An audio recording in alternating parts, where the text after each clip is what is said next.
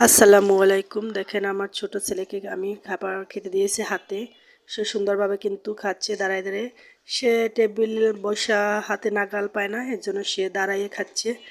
সুন্দরভাবে খাচ্ছে। তাকে ঝালসহ এটা খেতে দিয়েছি। এখানে দিয়েছি তাকে হালিম আর সাদা রুটিটা। সে এখনও ঝাল খেতে পারে না। তাকে তরকারিটা আলাদা করে রান্না করে দিতে হয়। কিন্তু এখন আবার একটু, একটু করে দিচ্ছি যাতে সে ঝাল খাওয়াটা শিখে। এই যে তার বয়স মাত্র 14 মাস। এই যে সে খাচ্ছে কিন্তু সুন্দরভাবে হাতে। আর এদিক ওদিক তাকাচ্ছে, দেখছে কে কি বলতেছে। এই যে দেখেন খাচ্ছে, সুন্দরভাবে খাচ্ছে।